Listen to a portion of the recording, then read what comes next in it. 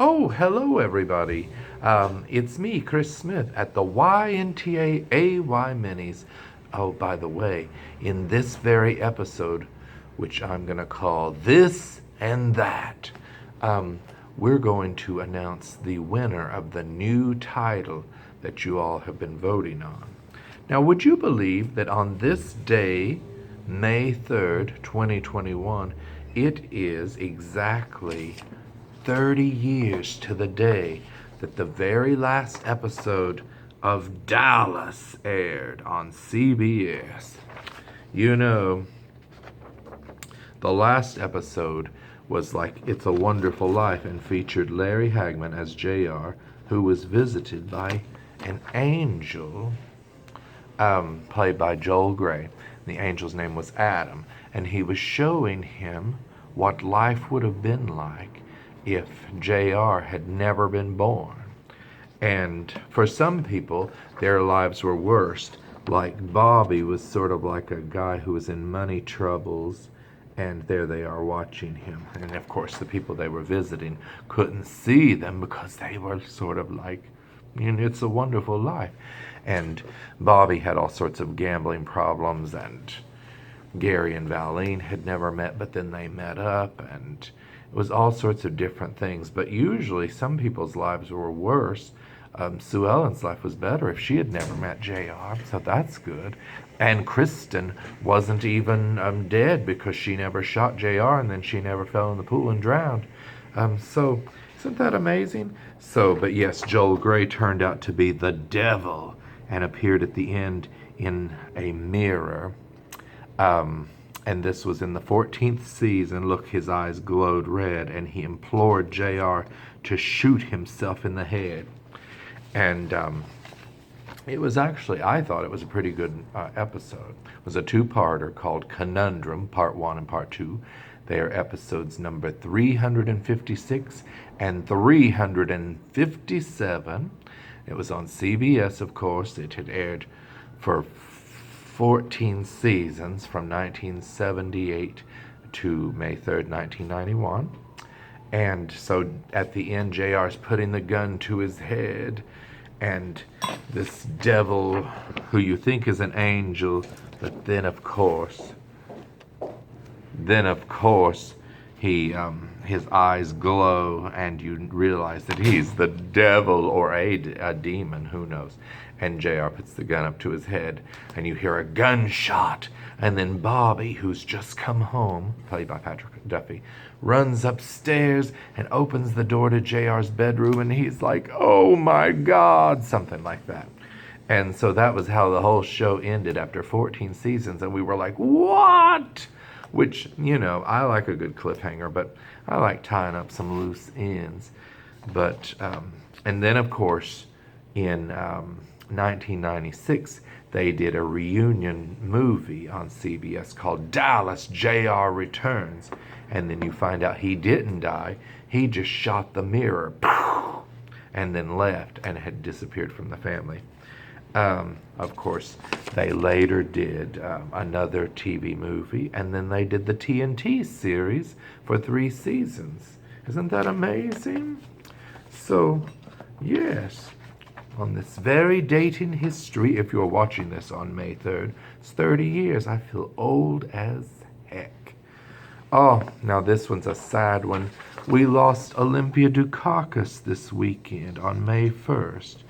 Olympia Dukakis, who you all know, was in Moonstruck and Still Magnolias.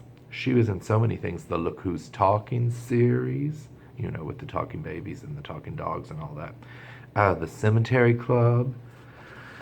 Here she is in Moonstruck. She played Cher's mother. And then she won the Academy Award. There she is with her Oscar. That was in 1987.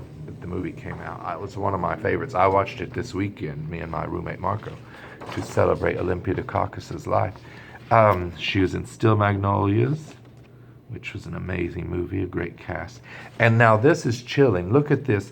I found this picture from a photo shoot with the other 5 women, but no Olympia Dukakis. Had she stepped out to go to the bathroom or something while they were doing the photo shoot? And then somebody was like, let me just get a picture of the 5 of you. So it's sort of like the 5 remaining women who are still alive are there, but no Olympia Dukakis. That made me so sad when I saw it. Now, as you know, Olympia went on to play Anna Madrigal in the hit Tales of the City series. There she is with the cast from the first one. They did,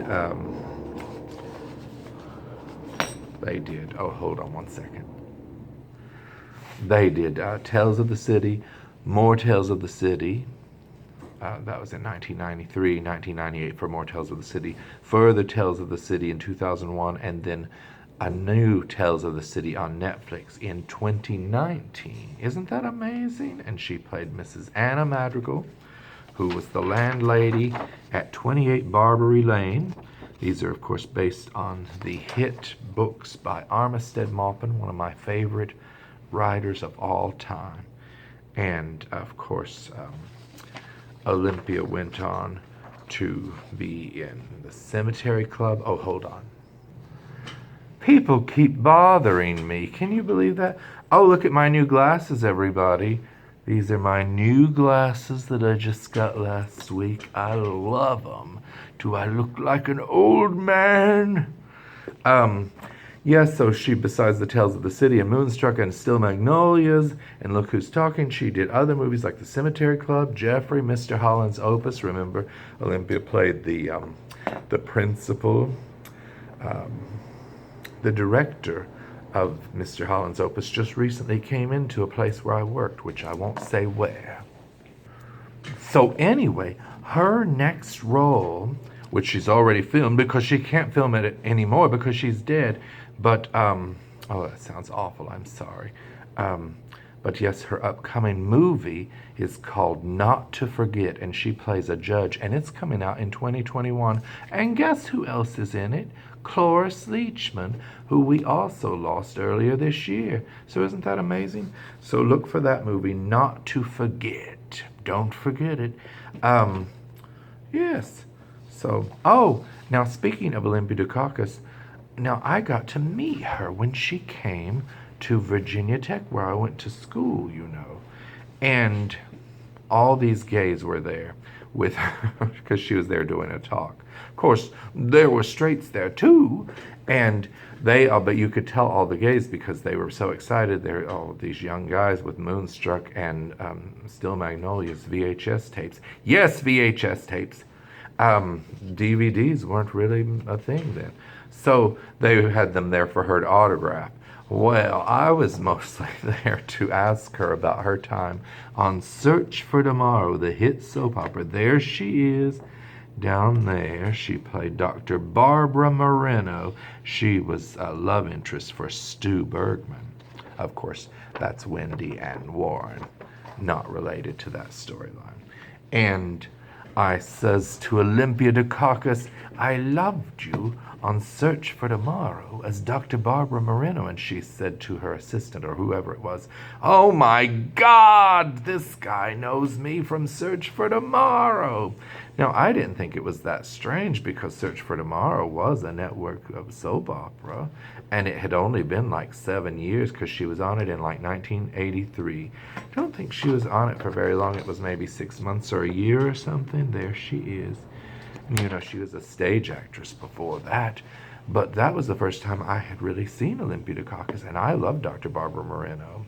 Not the most exciting storyline for her, and she had a young son named Josh, I think, who was that kid that had been on Texas. Well, anyway, Stu and Dr. Barbara eventually broke up, and she left Henderson. But yeah, Olympia Dukakis said to that assistant, he remembers me from Search for Tomorrow, and it had only been like 7 years at that point, so why wouldn't I remember? Soap opera fans always remember. So anyway, we shall miss you, Olympia Dukakis. Oh, guess what, everybody? The New Beverly Theater, the New Beverly Cinema on Beverly in beautiful Los Angeles, California, is reopening June 1st 2021. And their marquee says, reopening June 1st, 2021, because we love showing movies. Now, this is the Revival House in cinema, so they show old movies. And years ago, Quentin Tarantino bought the theater because it was going to be redeveloped and probably something horrible would have been put there in its place. So he bought the movie and they remodeled it, and they were showing a lot of Quentin Tarantino movies like Once Upon a Time in Hollywood. They always show films because he has millions of old prints.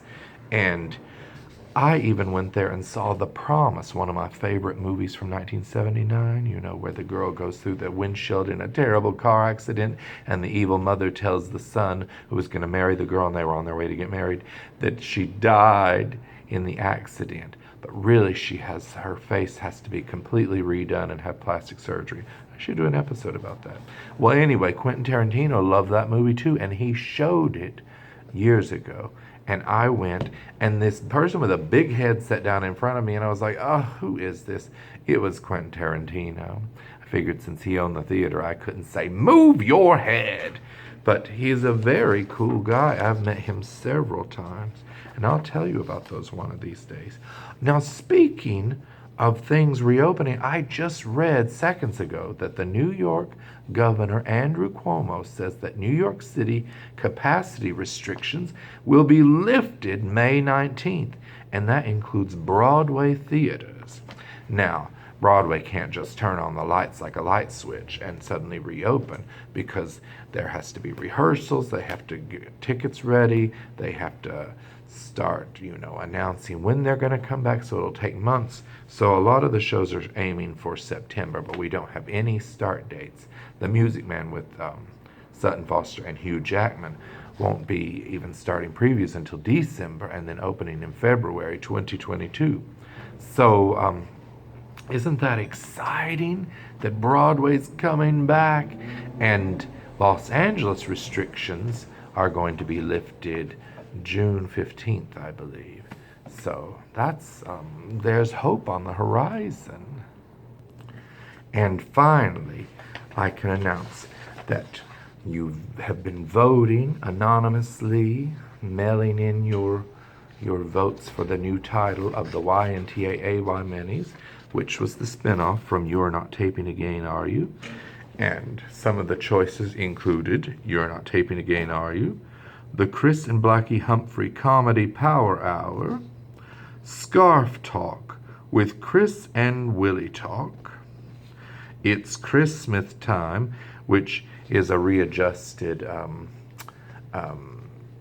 title from, it was originally It's Chris Smith Time in the City, but then shortened to It's Chris Smith Time, and of course Christopher Street, which is our new political discussion. Well, the viewers have voted, and I have voted, and the winner will be It's Christmas Time. That's going to be the new name of this show. Now, I can't tell you an exact start date for It's Christmas Time. I'm thinking it'll be sometime in May, but I'll announce it very soon. So, yes, we're going to miss calling it the YNTAAY Minis, but I think after all these episodes, let me look and see how many. This is actually number 318 of the YNTAAY Minis. Oh, hold on. So I say let's do 320, and then the next one after that will be the brand new It's Christmas Time, because I can't just end on a weird number like 317 or 318.